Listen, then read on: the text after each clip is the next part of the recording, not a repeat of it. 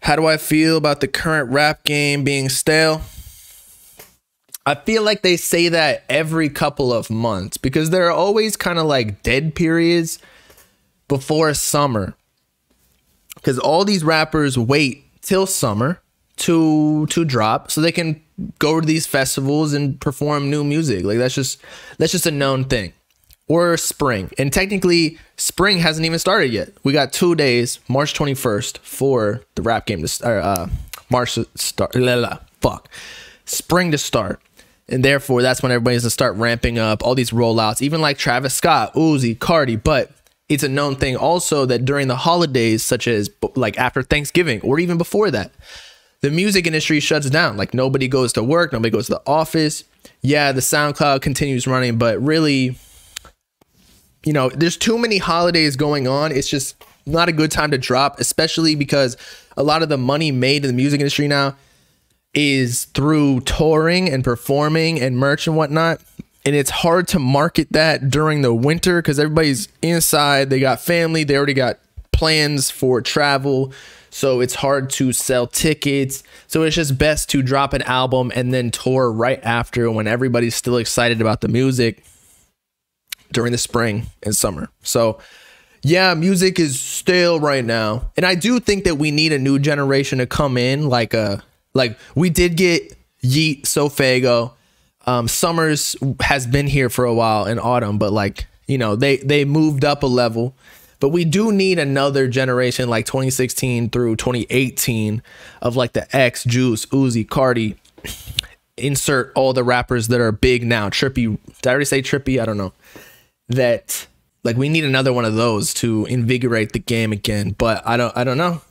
That could have just been a once in a lifetime type thing because that's when social media really popped off. And so now because everything's so manufactured, like labels know at this point, for example, you see this AUG Interscope down here.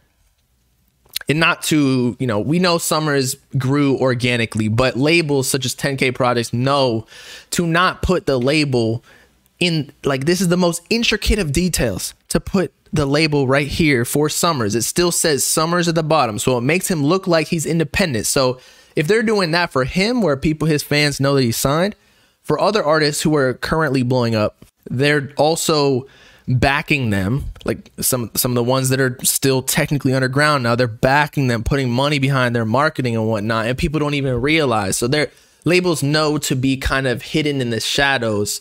And it was like that in 2016, but fans are too smart nowadays. So everything's manufactured. So it's hard to, I don't know, like it's hard to grow an organic fan base nowadays is what I'm trying to say. So I think Yeet will start signing people. He already started signing like producers and whatnot, but I feel like for at least a little bit, Yeet needs to have a solo run for a little bit.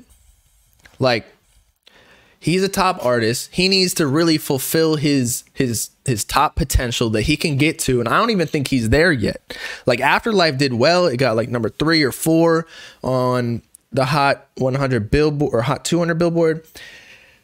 But he's still got a couple more albums where he needs to peak and get that number 1 and then potentially 100K first week. That's the goal for, I feel like, every single artist. But we will see.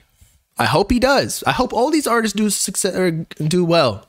I hope Sofago gets there. I hope Sofago gets on the scoreboard. Out of all the new gen rappers, who do I think has the best chance at a super popular mainstream song? I feel like it's either Lone, Yeet, of course, and he already has gotten that. Sofago, yeah, man. I mean, there are a lot of rappers on TikTok that get big songs that out of nowhere, like ones we don't even know about, like the Billie Eilish song and whatnot. But if you're talking about like the actual organic scene or the rappers that we listen to that, I don't know, have like actual fan bases, it's not just a one-off TikTok song. Because it's really hard to have a really, I don't know, a cult fan base like the ones that we talk about that people actually care about and get that song, because you can't really make these pop TikTok songs and still have the respect of this niche or community. You know what I mean? Now, somebody's asking me about all these collabs. I decided I don't want to do collabs. Just plans have changed.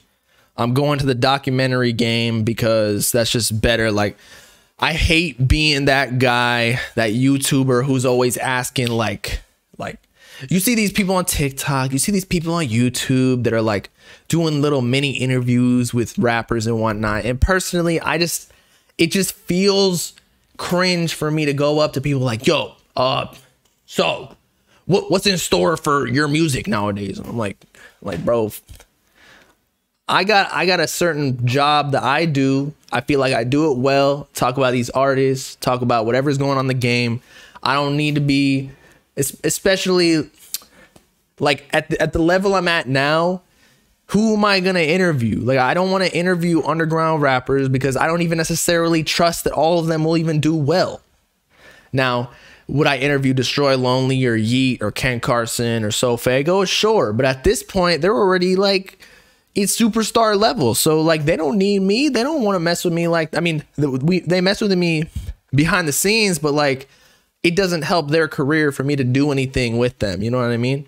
And if I do stuff with the like super underground SoundCloud rappers, they're also kids, bro. Like, I don't relate to 17-year-old kids who are they're still in high school, bro. What am I going to talk to them about?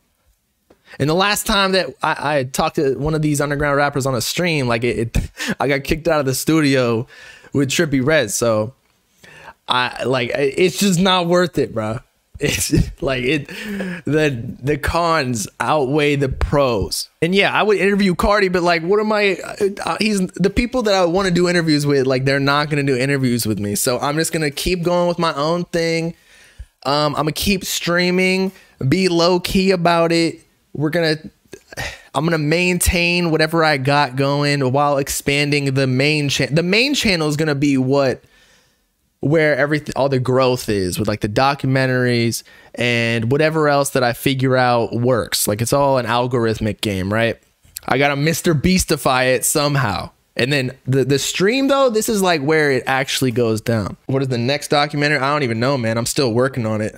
Although what I'm doing is I'm working with ChatGPT, and that's helping me put together a lot of the scripts so that I can put out more and more and more. So if you haven't done that already, start utilizing AI. It's not perfect. Like, you still got to write your own scripts, but you can come up with the ideas and then have it spit out info for you. And then you have to get more specific with it, but it cuts down the time so much. ChatGPT, bruh.